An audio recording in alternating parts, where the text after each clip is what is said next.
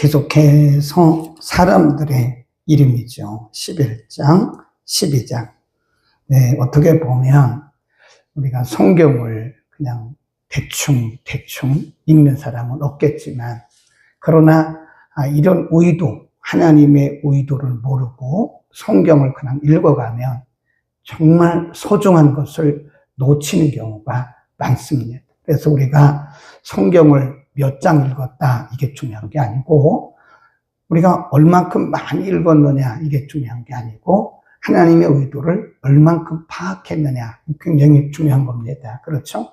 우리가 인간관계에서도요, 그 사람과 오랫동안 교제하는 게 중요한 게 아니라 그 사람을 아는 게 중요한 거예요. 그 사람의 의도, 저 사람이 요구하는 게 뭔가, 저 사람이 원하는 것이 무언가를 아는 것이 중요하지, 우리가 아무리 오랫동안 친하게 지냈어도 그 사람의 의도를 모르면 곁길로 가는 거예요. 하나님께서 11장과 12장에서 다윗의 주변에 있던 사람들의 이름을 쭉 기록을 했어요. 그러니까 다윗이 그 사람들을 불러 모은 게 아니라니까요. 다윗이 가서 내 편을 좀 들어달라고, 내가 왕이 되었으니까 나를 좀 도와달라고 그렇게 말한 적이 한 번도 없고, 그렇게 할 수도 없다고요. 이스라엘 12지파가 지금 다 흩어져 살고 있는데 언제 거기 쫓아가서 사람들에게 도와달라고 말을 하냐고요. 그런데 12지파, 레위 지파까지 포함해서 자원해서 다윗의 용사가 되겠다고 온 사람들이 부지기수다. 거기 보면 이렇게 말씀을 합니다. 22절에 보면 그때 사람이 날마다 다윗에게로 돌아와서 돕고자 하며 큰 군대를 이루어 하나님의 군대와 같았더라. 사람이 하는 것은 한계가 있는데 하나님께서 불러 모으니까 완전히 하나님의 군대가 되었다. 그런 말씀이죠. 그러면 우리가 여기서 결론을 어제 내렸잖아요. 그러면 다윗이 탁월해서 그런가?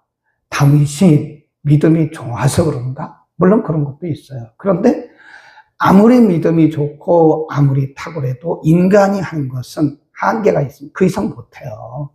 이건 사람이 한 게 아닙니다. 이거는 하나님께서 하신 것인데, 하나님의 일을 하시기 위해서, 하나님의 일이 되게 하기 위해서 하나님이 사람을 붙이신 거예요. 오늘날도 하나님은 사람을 통해서 하십니다. 우리가 기도하잖아요. 기도 응답이 하늘이 자기 열리고 오는 게 아니라니까요. 기도 응답이 사람을 통해서 와요. 그래서 주변을 이렇게 살펴야 돼요. 기도하고 잊어버리지 말고, 기도하고 하나님께서 누구를 내게 보내신가 이렇게 주목을 하시면 하나님이 보내시는 사람들이 있어요. 틀림없이 있습니다. 그리고 그 사람들을 통해서 우리가 기도했던 내용을 응답을 주시는 거예요. 어떤 분은 자기가 기도한 것을 이렇게 강단에서 흘러나오는 설교를 통해서 다 응답받는데요. 그러니까 예배 시간이 기다려진다 그러더라고요. 그러니까 강단에서 흘러나오는 말씀들을 통해서 자기가 지금까지 기도했던 내용들이 하나하나 응답을 받는다는 거예요. 주변에 여러분에게 어떤 사람들을 이렇게 하나님께서 보내실 때는 우리가 기도 많이 해서 그런 것도 있지만 그것보다는 하나님의 일이 되기 위해서 그런 것이다. 그래서 우리가 겸손해야 되고, 또 하나님께서 우리의 마음을 감동하실 때는요, 절대 내가 예스 노를 말하면 안 돼요. 우린 자꾸 조건을 따지거든요. 조건이 뭐냐? 이것 따지면 안 돼요. 조건 따지지 말고 하나님의 의도가 뭐냐? 하나님이 왜 내게 저런 일을 맡기셨지? 하나님이 왜 저 사람을 통해서 나에게 이런 말씀을 하시지? 라고 하나님의 의도를 우리가 생각해야지, 자꾸 우리가 조건을 따지고 예스, 노를 내가 말하는, 예, 아니오를 내가 결정하는 게 아닙니다. 만일 우리가 어떤 조건을 따라서 예스와 노를 내가 결정한다면 우리는 그 순간에 하나님의 사람이 아닙니다. 굉장히 중요한 거예요. 조건을 따라서 조건이 맞으면 내가 예스를 하고, 조건이 안 맞으면 노를 하고, 예스와 노를 내가 결정하는 것은 우리는 그 순간에 하나님의 사람이 아니라 육신의 욕망을 따르는 사람이다 하는 거예요. 그 후에 다윗이 한 것이 뭐냐 보세요. 1절에서 4절에 보면 다윗이 그 후에입니다. 그 후에 거기다 이렇게 놓고 그 후에라고 써놓은 그 후에 다윗이 천부장과 백부장 곧 모든 장수로 더불어 의논하고 이스라엘의 온 회중에게 이르되 만일 너희가 선히 여기고 또 우리의 하나님 여호와께로 말미암았으면 우리가 이스라엘 온 땅에 남아있는 우리 형제와 쭉 내려가다가 3절 우리가 우리 하나님의 궤를 옮겨오자 사울 때에는 우리가 궤 앞에서 묻지 아니하였느니라 하며 뭇 백성이 이를 선히 여김으로 온 회중이 그대로 행하겠다 하니라. 3절 우리가 우리 하나님의 궤를 옮겨오자 거기다 줄긋습니다. 지금 이 상황을 이렇게 보시면요. 하나님께서 다윗을 위해서 하나님의 일이 되게 하기 위해서 용사들을 엄청나게 많이 보냈어요. 그래서 나라가 지금 이렇게 안정이 되어 갑니다. 그렇죠? 이렇게 많은 목숨 바쳐서 다윗을 돕겠다고 그렇게 많은 사람들이 왔는데 두려울 게 뭐가 있겠어요? 근데 그때 조심해야 돼요. 그때 하나님이 우리를 막 축복하시고 우리를 높여주시고 우리를 은혜로 복으로 막 부어주실 때 그때 중심을 잃으면 망합니다.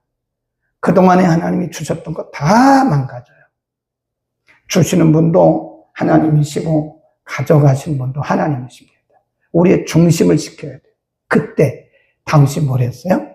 백성들을 다 모으고 백성의 지도자들을 다 모으고 말하기를 하나님의 궤를 옮겨옵시다. 그럼 그때까지 뭐라고 얘기하냐면 사울 때는 여호와 앞에 묻지 아니했다. 사울은 하나님의 사람이 아니잖아요.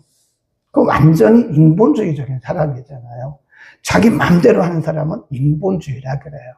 그때는 하나님께 물을 이유가 없었고 물을 필요도 느끼지 못했다고요. 하나님과 멀리 떠났으니까. 그 말이에요.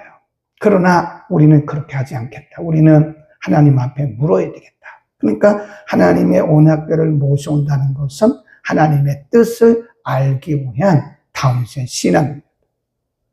그러니까 나라가 안정되었을 때 다윗이 제일 먼저 한 게 뭐예요? 하나님의 언약궤를 모셔왔어요. 왜 그렇죠? 하나님의 뜻을 알기 위해서. 이걸 뭐라 그러냐? 하나님 제1주의라. 제2 그러잖아요. 하나님 제1주의적 신앙이다. 하나님이 물론 다윗도 실수도 하고 하긴 했지만 하나님이 다윗을 그렇게 끝까지 쓰시고 하나님이 다윗을 그렇게 축복하신 이유 중에 하나는 다윗이 언제나 하나님 제1주예요. 그 우선순위가 하나님입니다. 하나님 우선주의 또는 하나님 제1주의. 우리는 여기서 다윗을 통해서 하나님이 그걸 가르쳐 주는 거예요. 여러분 우리가 성공해도 내 힘으로 성공한 거 아닙니다. 하나님의 은혜예요. 우리가 높아져도 내 힘으로 높아진 게 아닙니다. 하나님이 높이신 거예요. 그럼 그때 우리의 생각이 어디가 있는가를 보셔야 돼요. 물질이 늘어나고 사람들에게 인기가 있어지고 명예를 얻고 건강을 회복하고 이럴 때 내 생각이 어디가 있지? 예배에 있는가? 기도에 있는가? 내가 하나님 앞에 드릴 그런 마음이 있는가? 아니면 그때는 그때고 지금은 지금이다. 대부분 많은 사람들이요. 자기가 곤경에 처하잖아요. 위기에 처하잖아요. 그럼 별 기도를 다 합니다. 하나님 저 여기서 병 고쳐주시면 제가 하나님 앞에 드릴게요. 하나님 저 여기서 이 문제 해결해 주시면 제가요 이만큼 드릴게요. 하나님 제가 이런 문제 있는데 이런 위기로부터 저를 구해 주시면 제가요 이렇게 할게요. 성경은 하나님 앞에 서원하지 말라고 그랬는데 서원급의 기도를 한다. 서원급의 기도. 서원은 아니지만 서원과 같은 그런 기도를 우리 마음속에 해요. 그런데 막상 어떤 문제가 해결되면요, 그때는 그때고 지금은 지금이다. 이거는 더 이상 하나님께 은혜를 받을 수가 없어요.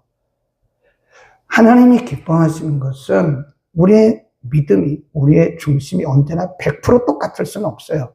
그러나 우리가 우리의 고든 중심을 쭉 밀고 높이셨을 때, 하나님이 우리에게 은혜를 주셨을 때, 하나님께서 우리에게 복을 주셨을 때 우리의 중심이 흩어지지 않기를 축원합니다. 우리의 중심이 흩어지면 우리는 그때부터 망해가고 있는 거예요. 절대 흩어지면 안 돼요. 근데 대부분 사람들이 많은 경우에 중심이 흩어집니다. 점점 교만해져요. 교만은 패망의 선봉입니다. 두 번째, 5절로 갑니다. 그래서 이제 언약궤를 모셔오기 시작하죠. 5절, 이에 다윗이 애굽의 10월 시내에서부터 하마도기까지 온 이스라엘을 불러 모으고 기럇 여아림에서부터 하나님의 궤를 메우고자 하며 다윗이 온 이스라엘을 거느리고 발라 쭉 내려가다가 7절 시작, 하나님의 궤를 새 수레에 싣고 아비나답의 집에서 나오는데 우사와 아이오는 수레를 몰며 다윗과 이스라엘 온 무리는 쭉 내려갑니다. 9절, 기돈의 다장마당에 이르러서는 소돌이 뛰므로 우사가 손을 펴서 궤를 붙들었더니 우사가 손을 펴서 궤를 붙들음을 인하여 여호와께서 진노하사 치심에 우사가 거기서 죽었다. 이런 일이 있을까요? 아니, 지금 다윗은 다른 사람은 하지도 못했던, 사울은 꿈도 못 꿨던 하나님의 궤를 모셔오는 얼마나 좋은 일이에요. 그런데 거기 보면 그 언약궤를 모셔오는 방법이 7절에 보면 하나님의 궤를 새 수레에 싣고, 하나님의 궤는 그렇게 모셔오는 게 아니라니까요. 우리 공부했잖아요. 출애굽기에서 하나님의 궤를, 언약궤는 이렇게 보니까 네 구팅이 이렇게 궤 고리가 있잖아요. 고리. 이 고리에다가 이렇게 채를 껴요. 긴 채를 껴가지고 앞과 뒤에서 4명의 제사장이 어깨로 매는 거거든요. 이건 아무나 만지는 게 아니에요. 하나님의 법궤는 그렇게 하는 게 아닌데 다윗이 너무 좋아서 그랬는지, 급해서 그랬는지, 그때 제사장들은 다 모여 있었거든요. 근데 하나님이 가르쳐 주신 대로 이렇게 어깨에 매야 되는데 그렇게 안 하고 수레에 싣고 온다. 수레에 싣고 오다가 타작마당에 이르러서 이 나귀들이 뛰니까, 소들이 뛰니까 덜컹덜컹하게 안겼어요. 우사가 그거를 딱 잡아요. 언약궤에 손대면 죽어요. 그러니까 하나님이 현장에서 우사를 치셨어요. 여기서 우리는 중요한 교훈을 얻어야 됩니다. 우리의 목적이 아무리 좋아도, 우리가 목적이 아무리 좋아도 방법이 틀리면 안 돼요. 그걸 써놓고 더난 거짓말도 거짓말이에요. 그러니까 목적이 아무리 좋아도 방법이 틀리면 틀린 거예요. 그래서 우리가 그때 조심해야 돼요. 목적이 좋고 동기가 좋아도 방법은 반드시 하나님의 방법으로 해야 됩니다. 우리가 거기서 이제 간혹 가다가 오해를 하는 거예요. 착각을 하는 거예요. 네. 아유, 내가 하나님을 위해서 그러는 건데 뭐, 내가 교회를 위해서 하는 건데 뭐, 내가 복음을 위해서 하는 건데 뭐, 복음 전하기 위해서 하는 건데 하나님 이해하시겠지? 네, 이해하실까요? 하나님 뭐라고 말씀하실까요? 그런데 말씀대로 해. 말씀대로 해. 하나님이 원하시는 것은 말씀대로예요. 말씀대로. 그러니까 우리가 여호수아 1장에 보면 하나님께서 여호수아에게 지도권을 이양을 하면서 하나님이 여호수아에게도 말씀하시고 모세를 통해서도 말씀하시고 뭐라고 그래요? 너는 좌우로 치우치지 마라. 내 생각과 내 경험을 하지 말라는 거예요. 여러분, 우리가 아무리 큰 일을 하고 아무리 선한 일을 한다 할지라도 그것이 내 생각, 내 뜻, 내 경험, 내 계획이라면 하나님과는 관계가 없어요. 근데 우리는 내가 지금 하나님의 일을 하고 있다고 착각을 하고 있는 거예요. 조심해야 됩니다. 조심해야 돼요. 우리는 하나님의 말씀대로 해야 됩니다. 하나님이 가장 기뻐하시는 것이 하나님의 말씀대로. 이번 주일날도 우리가 이사야 58장을 통해서 그 금식에 대해서 이제 우리 하나님께서 정말 원하시는 게 무엇인가를 우리가 공부할 텐데요. 이스라엘 백성들이 금식을 합니다. 네, 하루에 2번, 일주일에 2번 금식해요. 그런데 이들이 금식은 하면서 하나님께서 명하신 가난한 자를 도와주고 서로 이렇게 얽매인 것을 풀어주고 그래야 되는데 그건 그대로 둬요. 하나님 뭐라고 그래? 그건 내가 안 받아. 그건 내가 안 받아. 그러잖아요. 우리가 기도를 많이 하는 것도 중요한데 말씀에 의거해서 해야 됩니다. 네.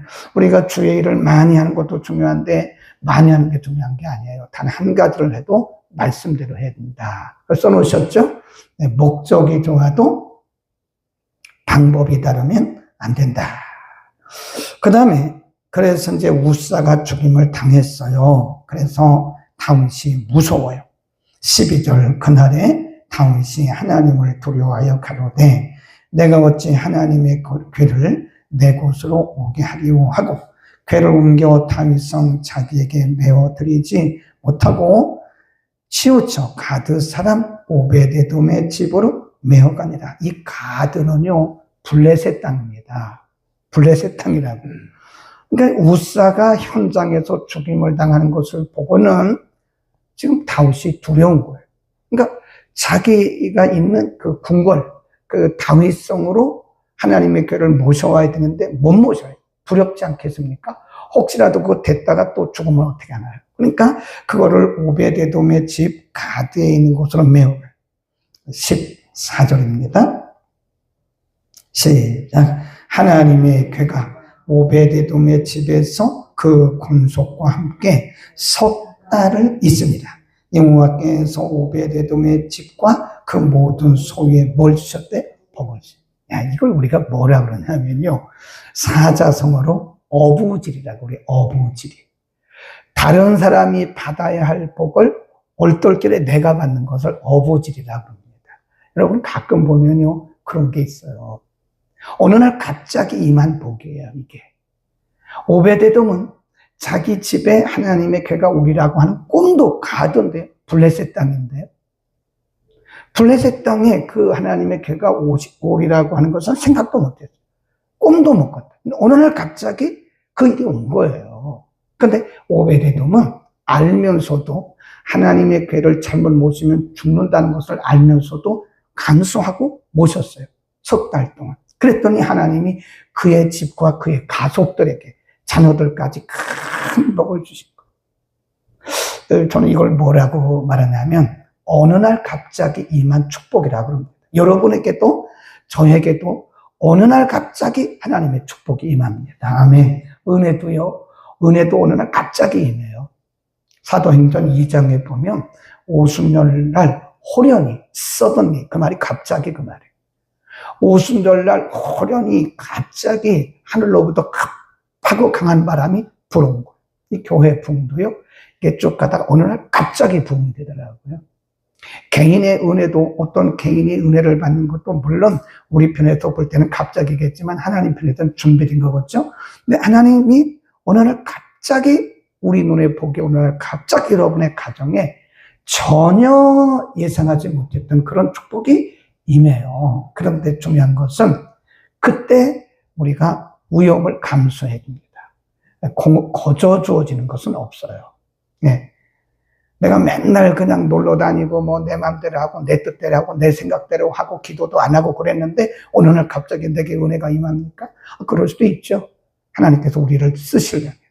근데 되게 보면 하나님께서 은혜가 갑자기 임하는 곳도 보면요. 예배가 돼 있더라고요. 근데 중요한 것은 어느 날 갑자기 내게 기회가 왔을 때 그 기회가 왔을 때 우리가 위험 부담을 감수해야 돼요. 많은 분들이 자기에게 주어진 그 축복의 기회가 왔는데 그것을 왜 못 잡느냐? 위험 부담을 감수를 안 해서 그래요. 그 일을 하면 위험하거든요. 그 일을 하면 내게 손해가 올 수도 있고 잘못하면 오베데돔도 잘못하면 자기 가족이 다 죽을 수도 있는 거거든요. 그런 위험 부담을 그가 감수한 거예요. 거저가 어디 있겠습니까? 네? 그런 위험부담을 감수해야죠. 그러니까 우리가 신앙생활은요, 자꾸 조건 따지면요, 하나님의 은혜 못 받습니다. 다 내려놔요. 내려놓고 하나님의 뜻이면, 하나님의 말씀이면 그걸 우리가 위험부담을 안고 감수하고 가야 돼요. 우리가 사람과의 관계도요, 사람들이 말을 해요. 아, 저 사람 못 믿어, 저 사람 못 믿어, 저 사람 함께 하지 마. 그러나 우리가 그 사람과 깊은 교제를 하려면 우리가 위험부담을 감수해야 돼요.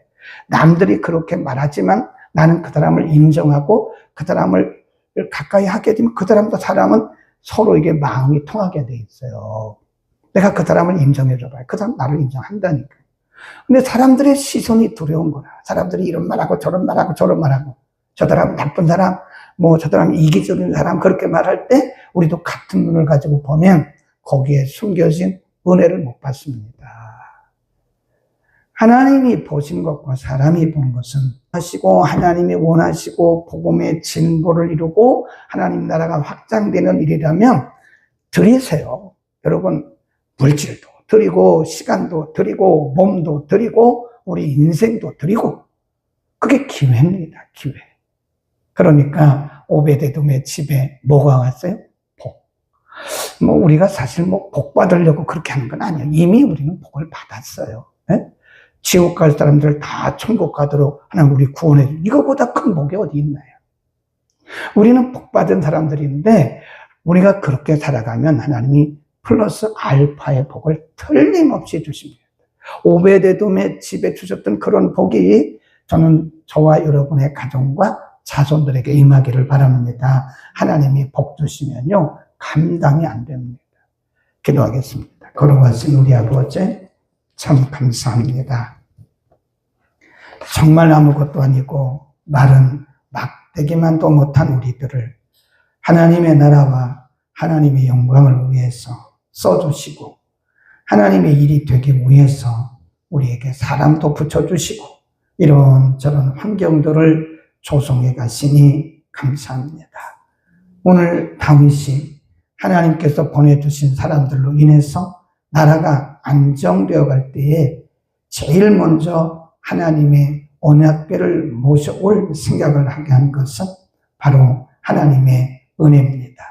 우리가 높아지고 우리가 부하고 명예를 얻을지라도 언제나 우리의 믿음의 중심이 흩어지지 않도록 우리에게 겸손한 마음을 주옵소서. 모두가 다 하나님의 은혜임을 항상 잊지 않도록 하나님 복 주시고, 옷살을 하나님께서 현장에서 죽이신 것처럼 우리의 목적이 아무리 좋아도 방법이 틀리면 그것은 하나님 기뻐하시지 않음을 알고, 목적도 선하고 방법도 선하고 언제나 내 생각, 내 뜻, 내 경험으로 하지 않고 하나님의 말씀을 따르는 우리들이 되게 하옵소서. 어느 날 갑자기 오베데돔의 집에 하나님의 언약궤를 모실 기회가 왔을 때 오베데돔은 그 위험부담을 감수하고도 3개월이나 하나님의 언약궤를 모심으로 큰 복을 받은 것을 우리가 오늘 공부했습니다. 어느 날 갑자기 하나님의 축복의 기회가 우리에게 다가올 때 우리가 조건을 따지지 않게 하시고 하나님의 뜻을 따라 온전히 순종하는 우리 모두가 되게 하여 주옵소서. 오베데돔 같은 믿음을 주셔서 우리가 하나님이 기뻐하시는 일에는 위험도 감수하는 용기 있는 믿음을 주옵소서. 예수 그리스도의 이름으로 기도드립니다.